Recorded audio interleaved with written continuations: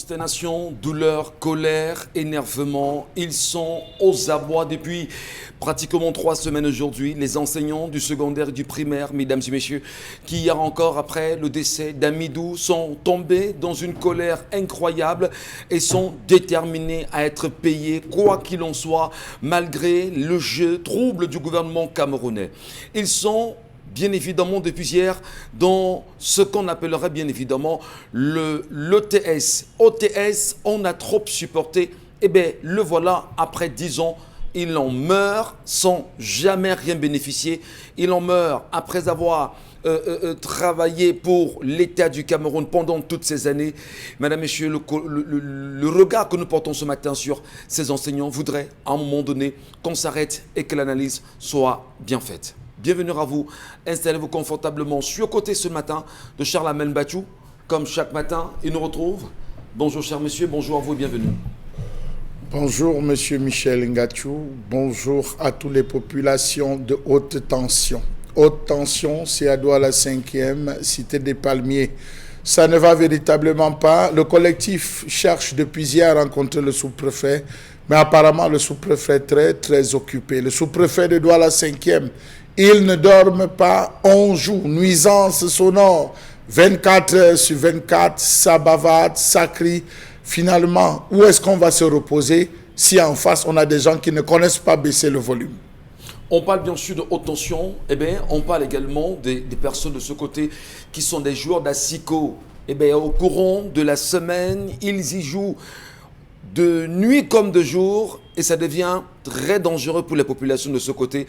Des personnes qui sont également malades ne parviennent plus à retrouver leur santé malgré, on va dire, l'attitude du sous-préfet qui est très interpellé dans la situation.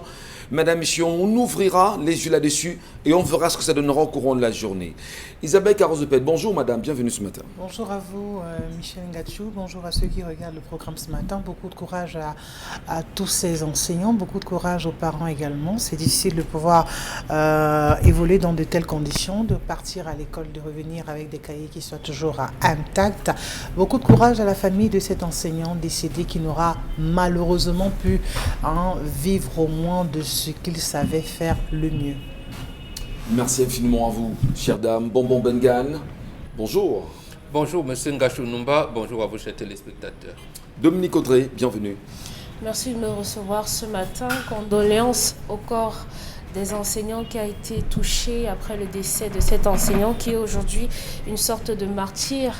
Le combat des enseignants doit continuer, doit perdurer et comme l'a mentionné le communiqué d'OTS, c'est maintenant que les véritables choses devraient commencer. Les enseignants ne devraient plus mourir dans la précarité parce qu'ils n'ont pas de quoi payer des soins. Doit-on chasser des compatriotes des terres au niveau du Cameroun sous prétexte qu'ils sont allogés face aux autochtones? Que se passe-t-il exactement à Memvele entre nos compatriotes camerounais originaires du Noun et ceux qui y vivent d'ailleurs? Qui est cette dame sur qui le regard serait porté comme étant soupçonné d'avoir tué un ressortissant de Memvele, qui aurait poussé d'ailleurs le courroux de ces populations à chasser bien sûr nos compatriotes venant du Noun de ce côté, leur demandant de retourner chez eux? Comment se taire devant une telle attitude? À qui appartient finalement les terres aujourd'hui? Comment se sentir à l'aise sur le territoire camerounais? Qui sommes-nous en tant que Camerounais? On en reparle. Dominique Audrey, l'histoire de ce matin. Je m'appelle Evelyne et par moi, mes parents sont, du moins je transmets l'histoire pour mes parents. Mes parents sont déboussolés par l'attitude de mon grand frère qui est un fonctionnaire dans la ville de Yaoundé. Il est âgé de 40 ans et décidé à se marier. Sauf que sa préposée est mère célibataire de 2 enfants avec 2 pères différents. Chose qu'on pouvait encore tolérer, mais ce qui est énervant, c'est la somme de la dot que demande cette famille, 1 800 000 francs CFA non négociables. En plus de ça, mon frère se plaint constamment de cette fille en disant que, voilà, de temps à autre, elle lui manque de respect devant ses amis.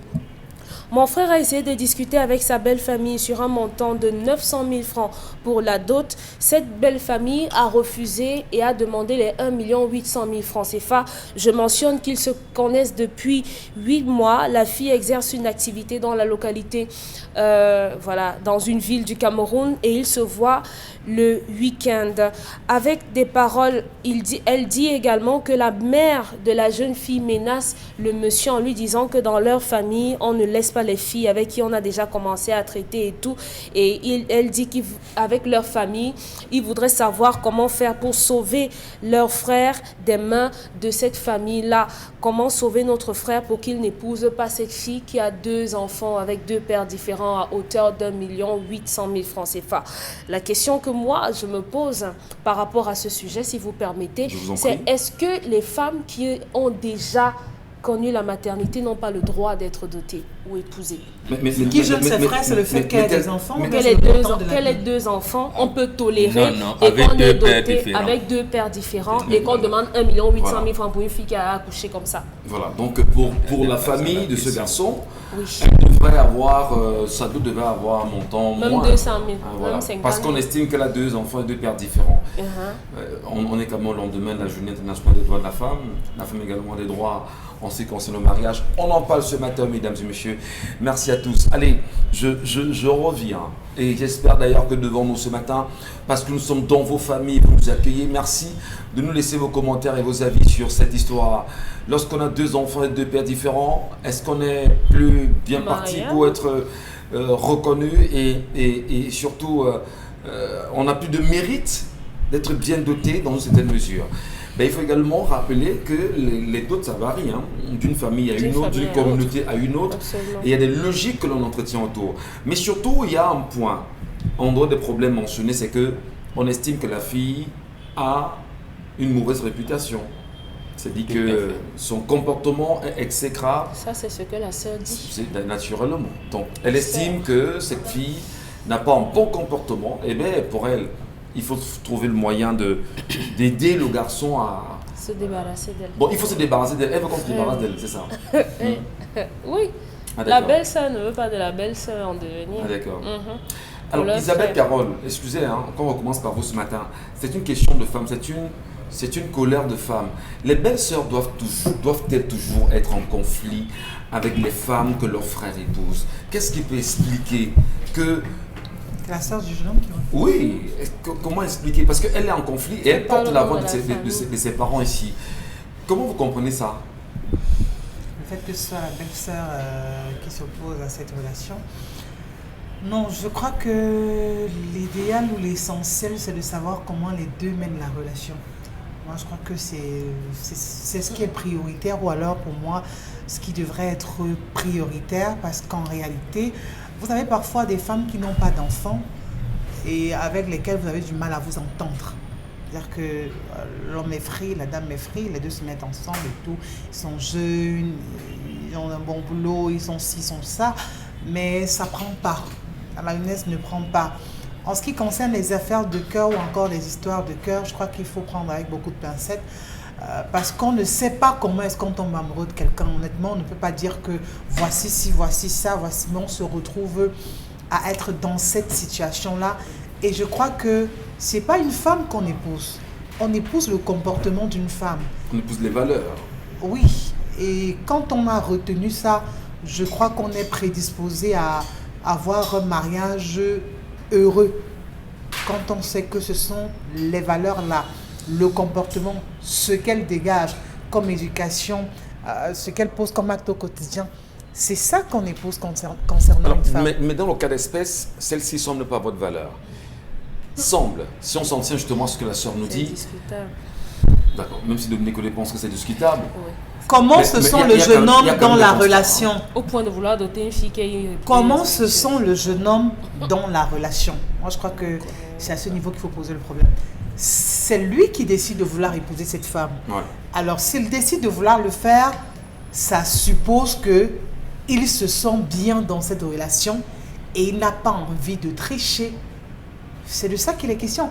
C'est pas comme si c'est sa famille ou alors la fille en question qui lui dit « tu m'épouses à tout prix, à tous les prix ». C'est lui qui veut l'épouser. Alors s'il veut l'épouser, je crois qu'il a fait la balance. Il a fait la balance entre ce qu'elle a comme défaut et qualité, et il a vu que voilà le côté positif remportait, et au lieu de faire un enfant et fille comme l'ont fait vraiment, j'ai même pas envie de qualifier ces hommes, je respecte les hommes qui sont sur ce plateau contrairement à eux, donc je vais dire que félicitations à cet homme-là qui veut épouser cette fille. La belle-sœur n'a pas le droit de s'immiscer. Je crois qu'elle peut avoir un regard critique, mais pas qui devrait influencer totalement la décision de son frère. Le fait pour moi que cette jeune fille se retrouve avec 2 enfants, allez savoir aussi dans quel contexte elle a eu à avoir ses enfants.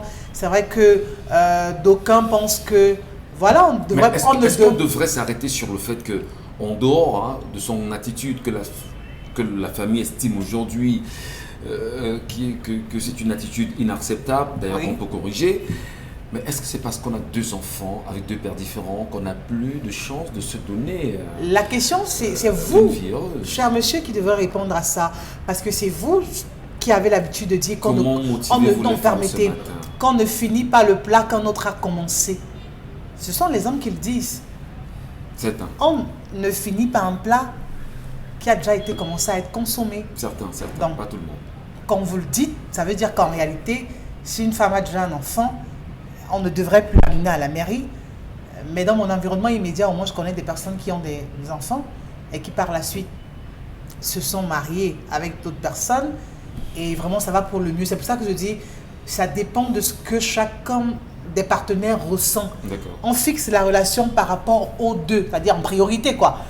Est-ce qu'ils se retrouvent lorsqu'ils sont ensemble? Si c'est le cas, si ça va, si c'est fluide entre eux, si la relation est aérée, si c'est oxygéné comme il se doit, ben, qu'ils aillent ensemble. Encore que le mot divorce aussi existe. Hein. Vous n'allez pas croire que voilà. Et que nous ne validons pas. Et que nous ne validons pas. Non, on ne valide pas, mais c'est pour dire que ça existe. Donc que la dame n'ait pas l'impression que si son frère épouse la fille en question et qu'en réalité elle se rend compte qu'on va lui mettre une corde au cou, qu'il n'y ait pas d'issue, il y a toujours des issues dans la vie. Très bien. Je voudrais m'arrêter sur le montant.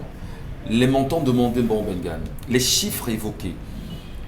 D'ailleurs, la raison donnée ici, c'est parce que vous avez 2 enfants avec 2 pères différents, vous demandez 1 800 000, c'est onéreux, venez à 900, 800 et tout ça à la fois. Qu'est-ce qui peut amener les gens aujourd'hui à s'arrêter sur les chiffres, à comptabiliser ce qu'il faut, à donner, on va dire, de la valeur, je parle de la valeur monétaire à la dot aujourd'hui, Bengan. Qu'est-ce qui ramène notre société à ces pratiques qui semblent être modernes dans la dot? Ça fait partie de l'évitement social. Ouais. C'est-à-dire que, j'aime le dire, vous êtes peut-être instruit, mais vous n'êtes pas éduqué. L'éducation recommande qu'on comprenne les organisations sociales et sociétales que l'on vit. Mais puisqu'on ne vous enseigne pas ça à l'école, vous avez tendance à, j'allais dire, à monétiser tout.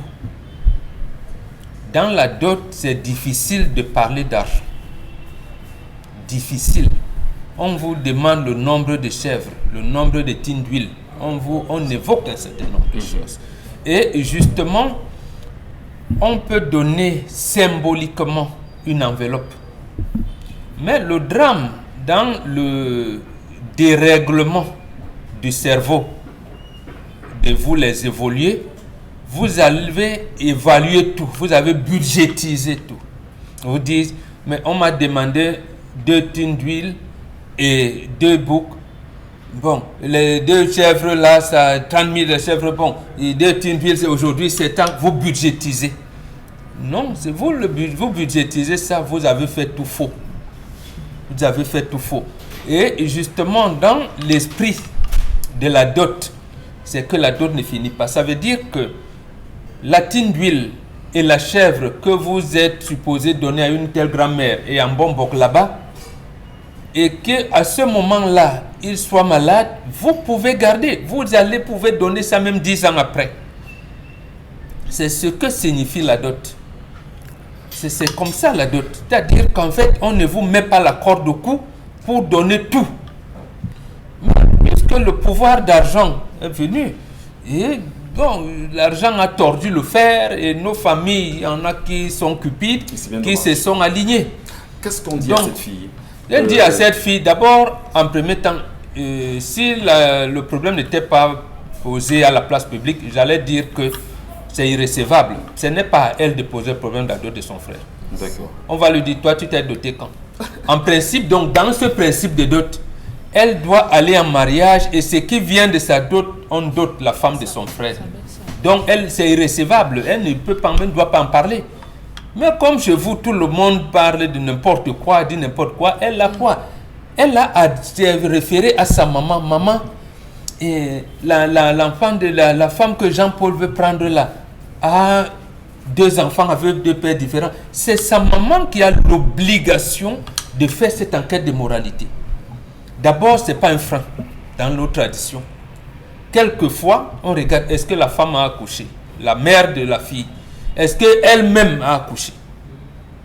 Ça peut être aussi un argument qui amène cette famille une famille à épouser une fille. Donc cette fille Donc, n'a pas le droit de demander quoi que ce soit concernant la dot de son rien, frère. elle se réfère à sa maman. Si sa maman a validé, elle s'apprête à danser. Mais Si les elle parents, et si on s'en tient à ce qu'elle porte la voix des parents, bon, ben bien. Je ne pense pas. Je ne pense pas. Elle ne porte pas la voix des parents. Justement, moi je soupçonne qu'elle est offusquée par le fait que ses parents veulent épouser cette fille, et elle ne veut pas. Maintenant, ce n'est pas à elle de juger la moralité. Est-ce que cette fille, avec les 2 enfants, n'a pas eu des accidents? C'est-à-dire que l'homme l'ont pas trompé? Est-ce que, généralement, ce qui se trouve, c'est que un camarade de classe l'a enceinté, l'a fui, quand il était en cas. Maintenant, il s'est lancé avec un homme qui voulait l'épouser et l'a trompé. Il y a des situations qui arrivent et c'est la maman qui apprécie ce genre de situation. C'est sa maman, c'est pas sa sœur. Sa sœur peut apporter l'information à sa maman, mais c'est sa maman qui apprécie et qui tire les conclusions. Puisque en fait, c'est elle qui va laisser sa cuisine à la fille de son frère. Maintenant, Isabelle Carole a dit quelque chose. Bon, le cœur de garçon peut flasher. On lui dit non, bon là, arrête un peu. Voilà. Donc, on regarde et l'évaluation, j'insiste là-dessus. La dot, s'il vous plaît, ne budgétisez pas ce qu'on vous demande d'offrir. Parce que lorsqu'on vous dit un carton de savon, de 50 savons de 300 grammes, en fait, ça symbolise que votre femme, voilà, il a eu à faire pipi sur ses parents, elle a eu. Donc, c'est symbolique. Je peux sourire parce donc, que... en fait,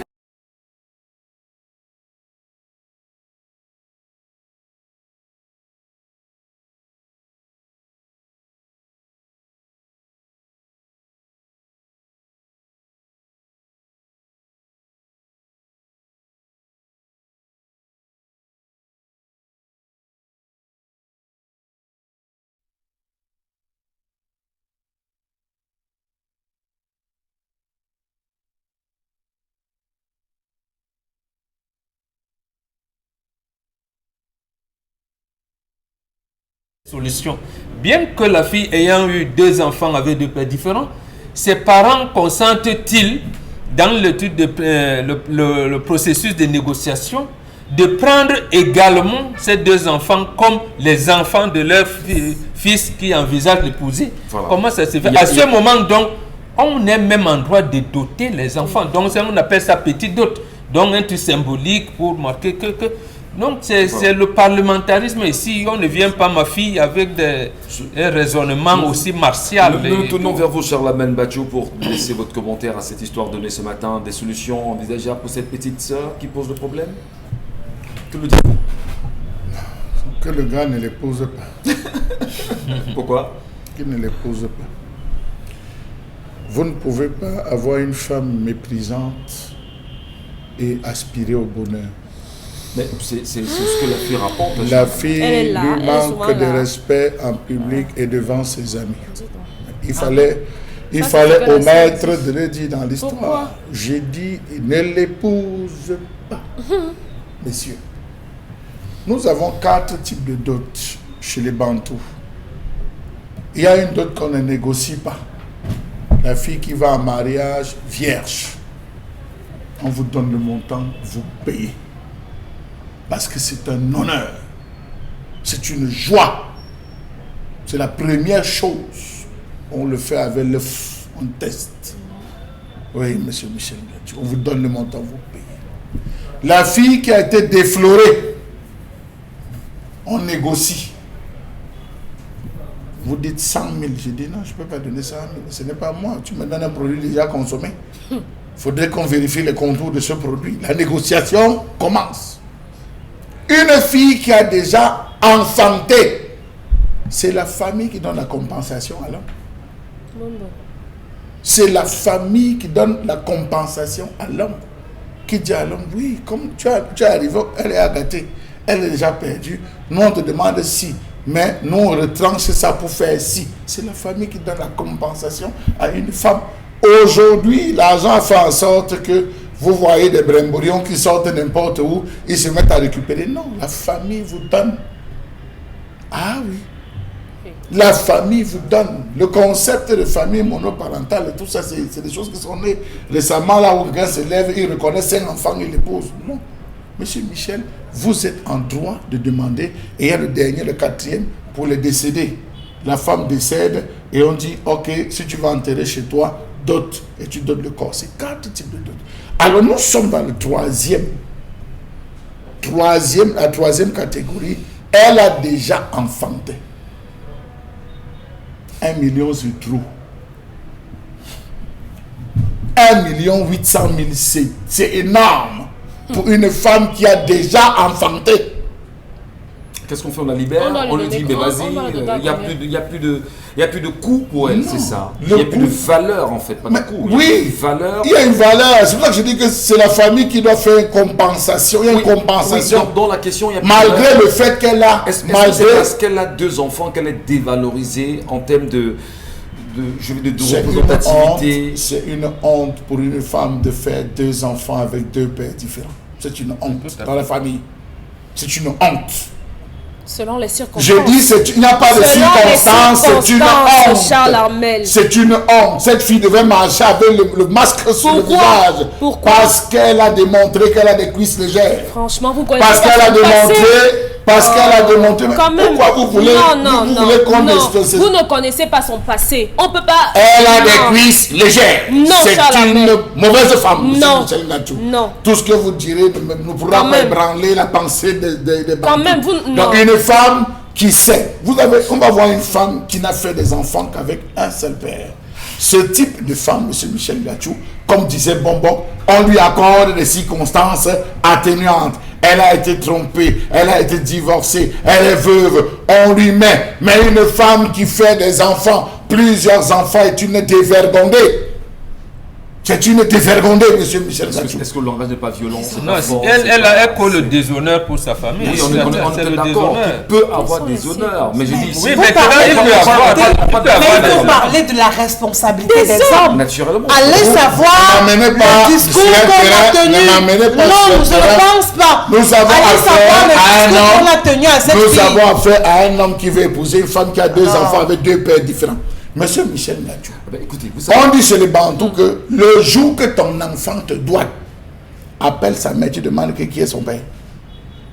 Le jour que l'enfant te boxe, pose la question qui est son vrai père. Pour dire quoi? Pour dire que, comme vous voulez le savoir, c'est 2 mentalités, 2 sangs différents.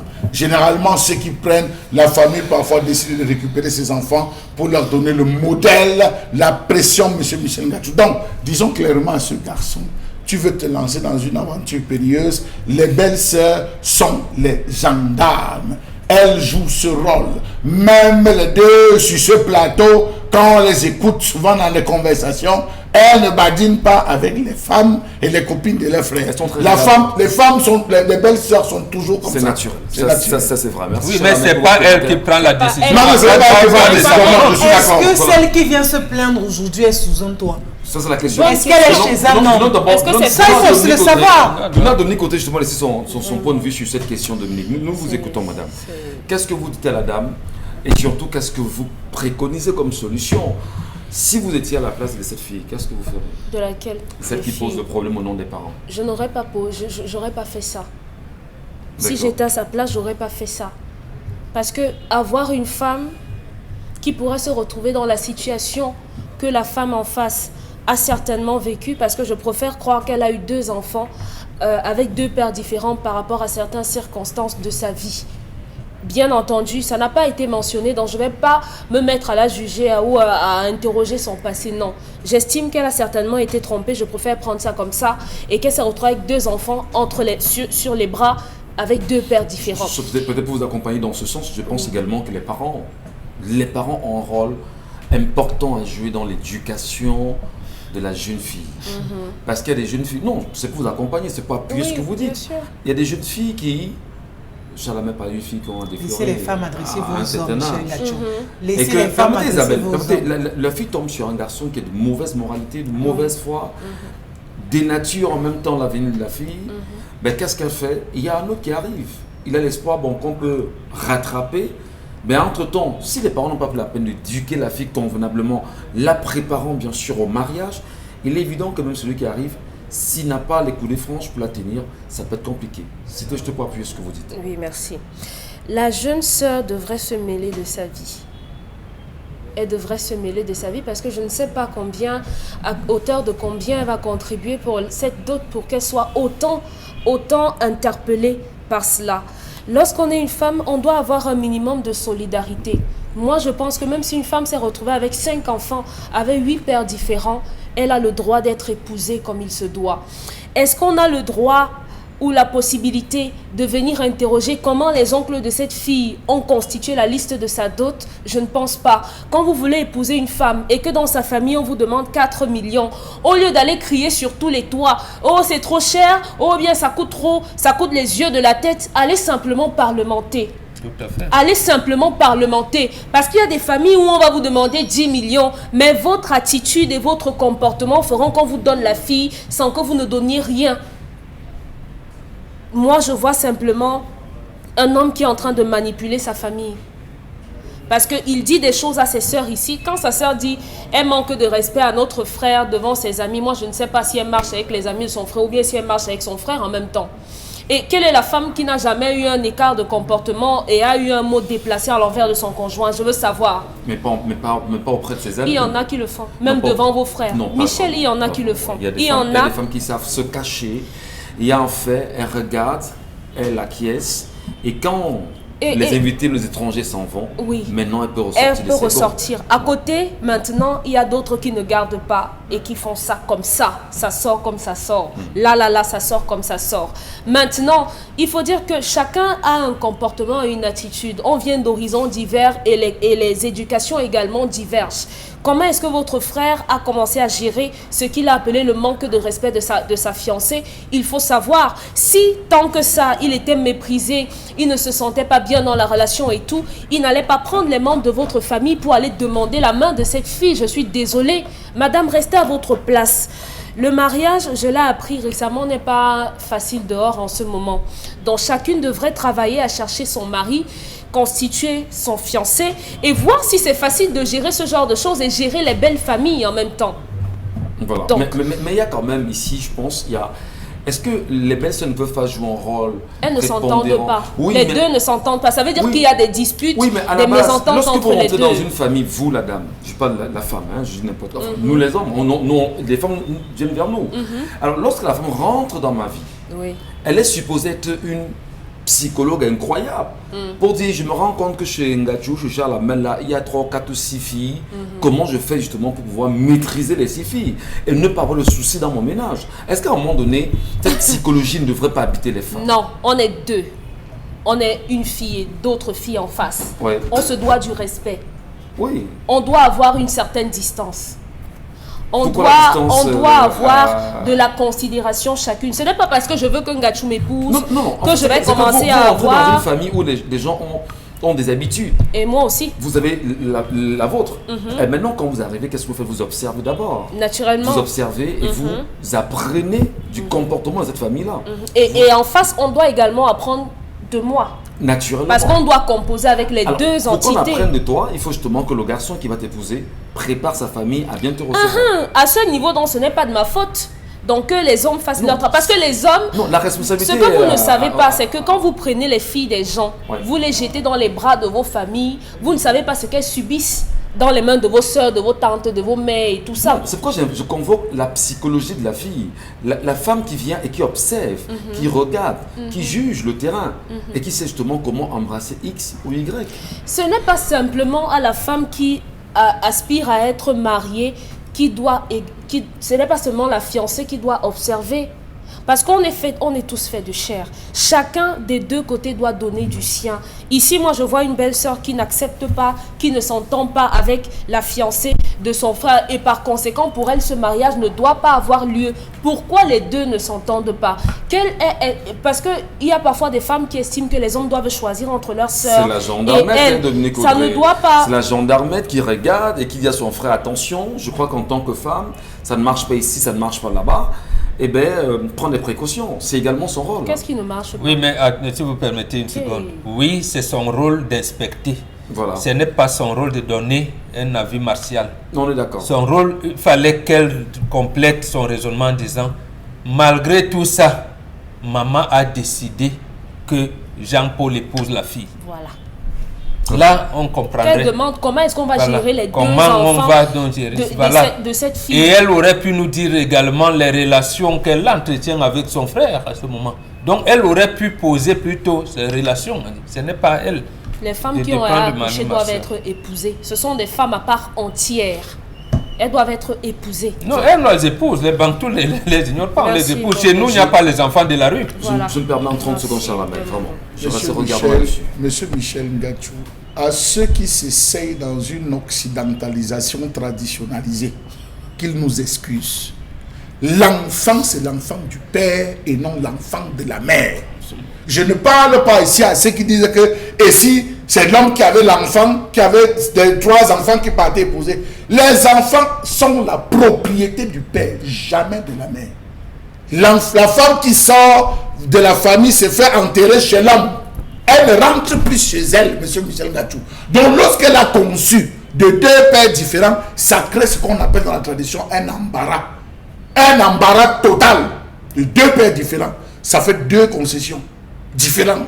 Celui qui vient entre avec une 3e concession. Comment on gère ces 3 concessions? Non, on gère ça la mère. Non, parce j'explique. qu'elle a accouché chez son père. Son 16 enfants appartiennent à son père. J'explique. Bon, appartient à son père. J'explique. Dans le contexte occidentalisé traditionnel, les pères ressortent toujours pour récupérer. Aujourd'hui, on a le hop-up. Aïe. Nous n'avons pas donné, je n'ai pas donné mon point de vue. J'ai donné le principe de la tradition, ce qu'on dit pour les 4 types de dot. Alors le gars dit, la soeur dit, il méprise, il manque de respect, eh bien, ne l'épouse pas. Voilà, merci. C'est tout, cher Lamène. On va, avec votre permission, je vous en prie, pour garder vraiment la ligne évidente sur le timing de l'émission. On vous prie, madame, monsieur, de nous laisser vos commentaires, vos avis, mais surtout des solutions. C'est important qu'on ait des solutions. Si on lit plutôt des solutions, ça va vraiment nous arranger. Merci.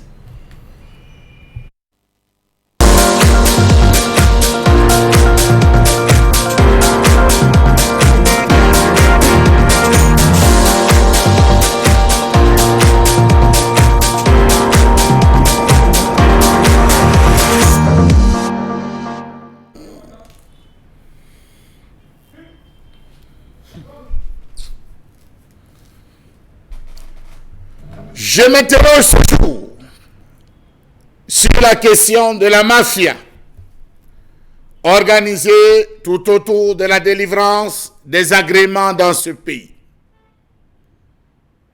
Comment comprendre le non-respect des procédures liées à la délivrance des agréments dans ce pays?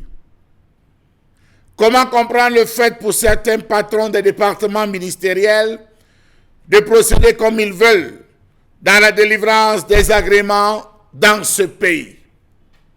Il suffit de rentrer dans tous les secteurs pour comprendre qu'un seul individu peut se permettre d'avoir une succession d'agréments. Comment comprendre l'absence de suivi qui accompagne la délivrance des agréments? Savez-vous que les détenteurs de ces agréments brillent par le non-respect absolu des charges contractuelles et sont constamment rappelés à l'ordre, sanctionnés, sans que jamais on ne parle de retraite définitive des désagréments? Comment comprendre la sous-traitance sauvage qui entourent cette affaire d'agrément dans ce pays. Certains sont passés maîtres dans l'art d'obtenir les agréments et d'ensuite mettre à la disposition de certaines multinationales contre fortes sommes. Comment comprendre le fait pour certains individus de ne vivre que du business des agréments dans ce pays? Comment comprendre qu'un seul individu puisse détenir environ 5 agréments différents dans ce pays, dans différents secteurs? Pourquoi de telles facilités sont accordées à certains et pas à d'autres? Comment comprendre toutes ces sommes faramineuses qui entourent la délivrance de certains agréments? On parle de 5 à 25 millions et parfois plus pour avoir un agrément. D'ailleurs, quels sont les critères d'obtention de l'agrément dans ce pays? Il faudrait bien suivre le regard lorsqu'on sait qu'il y a des personnes dans certains départements qui ont le stylo et le cachet du patron du dit département. Comment comprendre que certains chefs de département ministériels ont fait de l'agrément les mangeoires par excellence jusqu'au plus haut niveau?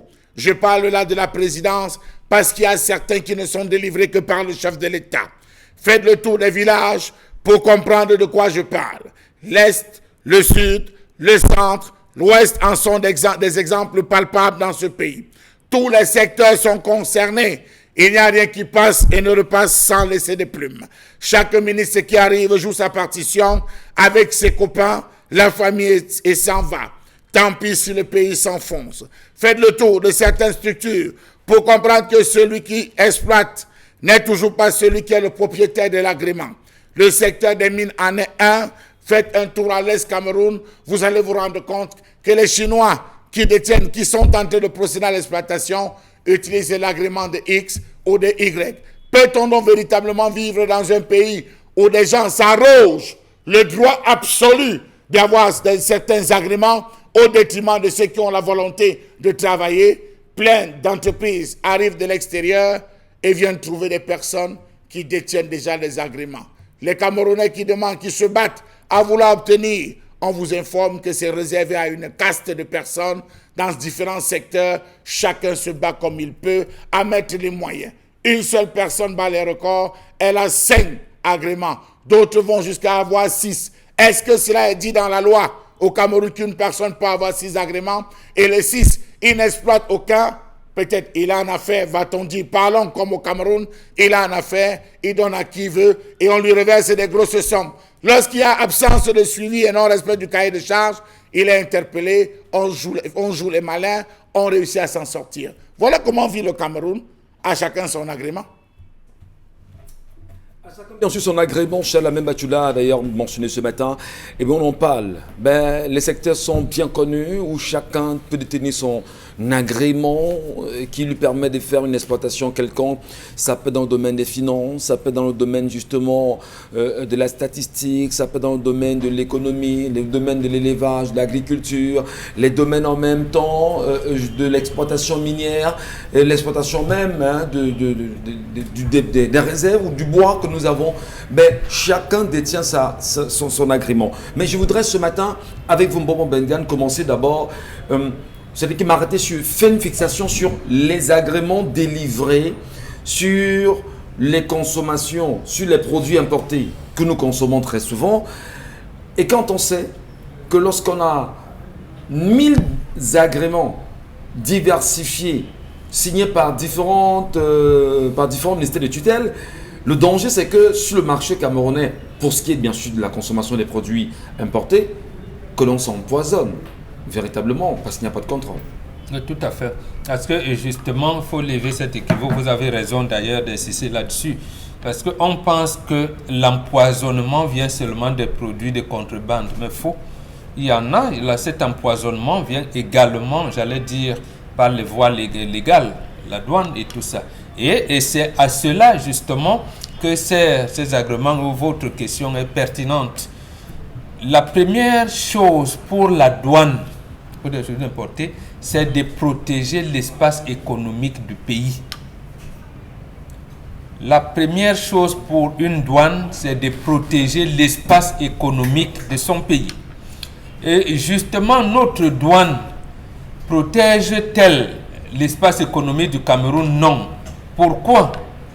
Et justement parce que la délivrance des agréments, d'abord, elle est tortueuse. Je veux dire, les voies pour l'obtention des agréments, ces voies-là sont tortueuses, sont tordues, et peut-être là-bas, les réseaux ou alors l'argent peut tordre le fer. Je parle des boissons, vend des boissons, de poissons, de tout ce qu'il veut. Même pour obtenir un agrément dans les départements ministériels en question, c'est un problème de réseau. Ça n'obéit pas, j'allais dire, à la demande. Parce qu'en fait, on doit, pour les produits de consommation, délivrer les agréments pour combler le déficit local. Le déficit local. Lorsqu'on a des agréments pour l'import-export des produits, j'allais dire des constructions, des carreaux, de ça, c'est sur la base de quoi? Voilà. Sur la base de quoi? Je dirais même, parce que là j'en parle parce que ça n'existe plus, le ministère du Commerce et de l'Industrie, 1987-88, avait offert un agrément à une société multinationale pour s'installer au Cameroun et tuer Milky Way. Or, on avait, sur le plan local, une société de consommation, de production de produits laitiers, qu'on appelait Milky Way, côté du lycée de Niala, pour ceux qui ont. Mais on l'a tué, précisément parce que quelqu'un a reçu un agrément pour venir installer localement, sans veiller à protéger. Et même je termine par là, pourquoi ne pas les citer les Chinois? Oui, mais attendez, ça ne va pas créer un incident diplomatique, tenez-vous tranquille. Ils ont reçu quels agréments? Peut-être ils ont même reçu l'agrément de cultiver, de vendre la tomate et les persils et tout ça pour concurrencer. Bon, on ne comprend pas. Très bien. Parce qu'on a tendance à penser que non, c'est peut-être parce que et Charles Hamel, comme ils sont connus, ils ont les agréments. Non, c'est nos frontières sont devenues poreuses de manière légale.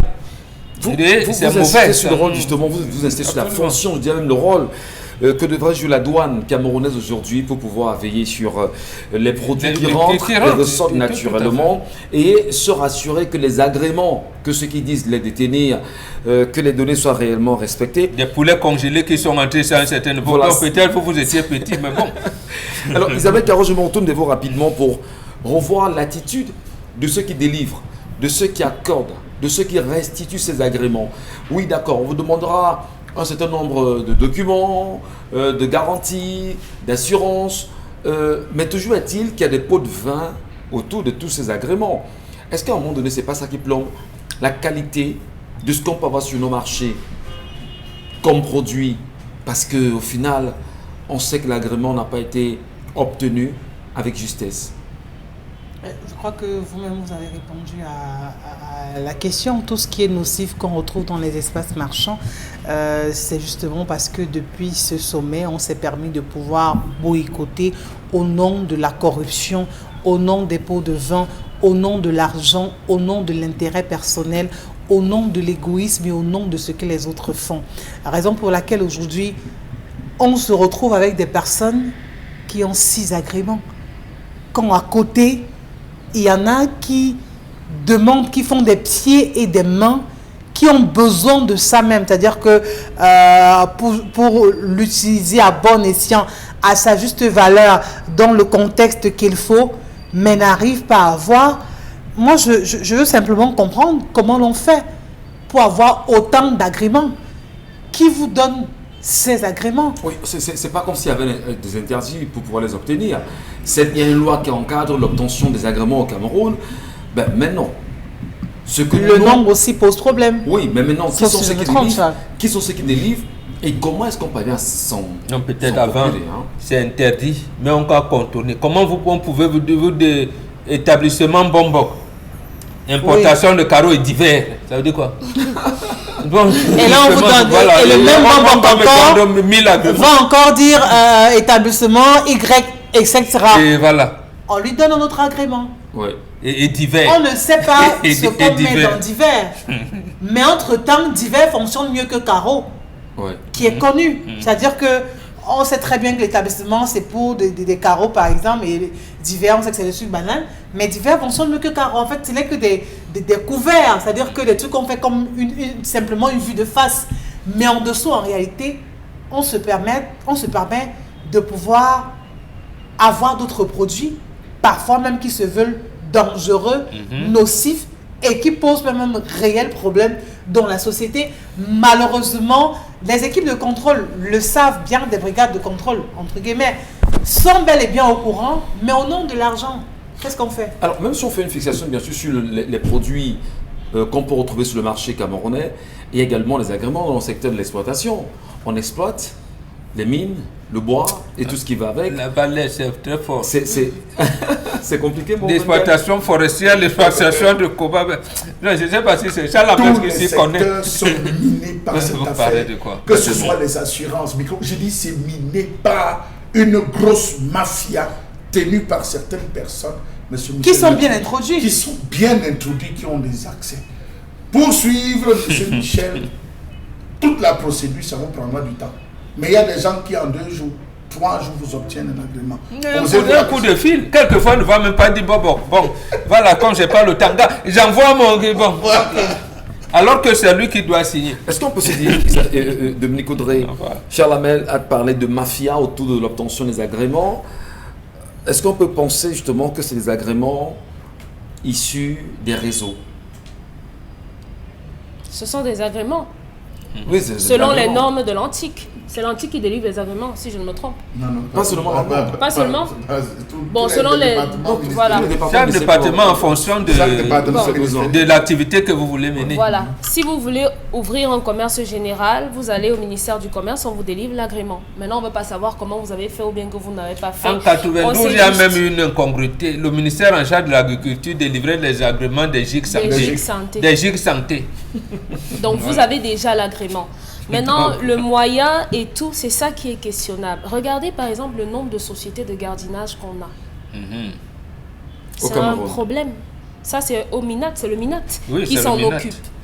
On vous dit là-bas que quand vous lisez les textes qui réglementent ou bien les dossiers constitutifs et tout ça, on vous dit que dans toute société de gardiennage, lorsqu'on recrute ou bien on renvoie quelqu'un, on devrait avoir notifié le ministère qui délivre les agréments. Je ne sais pas si ça se fait. Mais on se retrouve dans des endroits où on est face à ces vigiles-là. Et on vous dit que vraiment là-bas, la formation ou bien les personnes qui se retrouvent là n'ont rien, ne doivent même pas se retrouver là.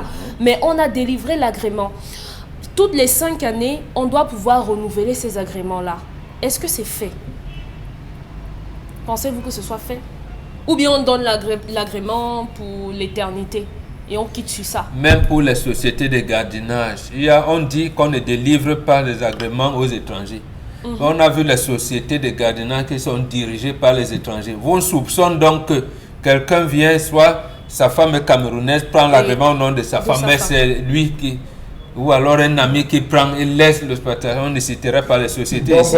Il y a Donc, beaucoup de c'est personnes, sûr. c'est justement pour ça que j'ai parlé de tous les secteurs sans citer, parce qu'on a la liste, monsieur Michel Ngachou. Vous avez des gens qui pointent tous les trimestres 5, 6, 9 millions, hein, rien qu'avec l'agrément, c'est un business. Les écoles. Beaucoup de personnes travaillent leur après, leur retraite, leur après gestion.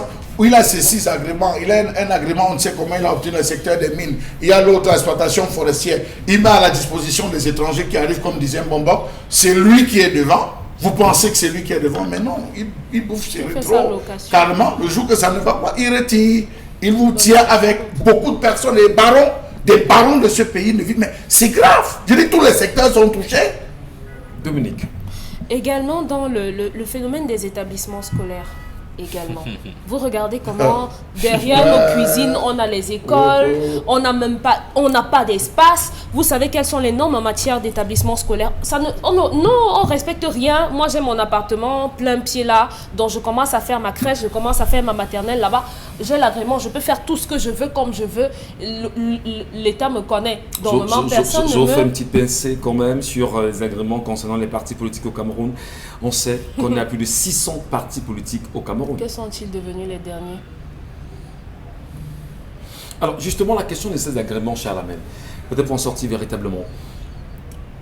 Peut-on porter un regard particulier là-dessus, veiller sur qui détient quoi.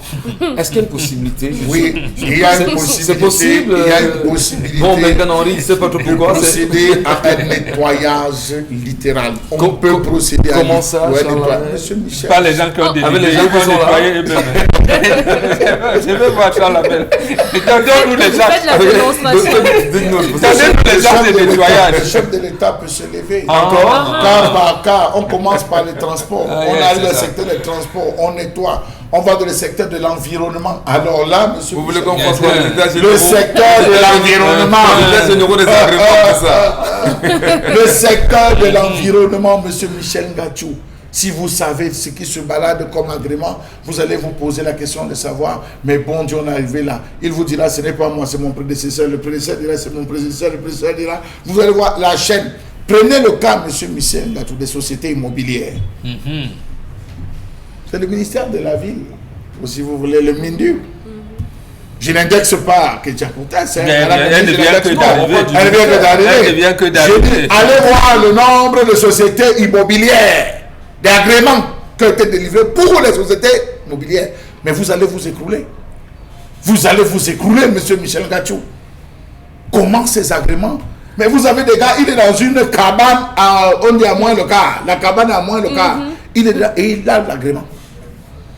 Quels sont les réseaux que les gens utilisent pour pouvoir obtenir aussi facilement? Je crois qu'il y a un minimum de garantie.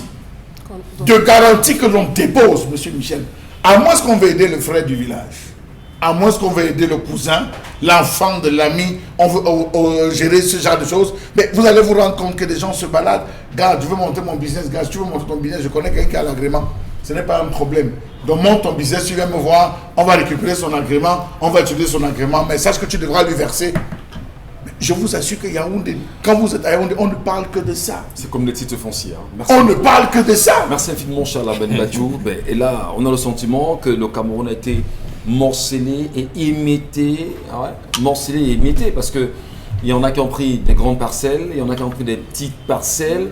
Et bien chacun se conforte à sa position. Posez-vous la question concernant les microfinances. Oui, mais quand je parle de microfinances, je touche les secteurs des microfinances. Quand je parle d'agrément, il dit s'il faudrait justement que le chef de l'État se réveille et dit bon, je veux avoir devant moi tous les agréments et qu'on me justifie ces agréments au cas par cas, on risquera bien sûr de faire des états généraux des agréments au Cameroun. On s'en sortira jamais. Vraiment. Merci à vous, merci à tous, mesdames et messieurs. Restez sur votre antenne, restez sur Equinox Télévision.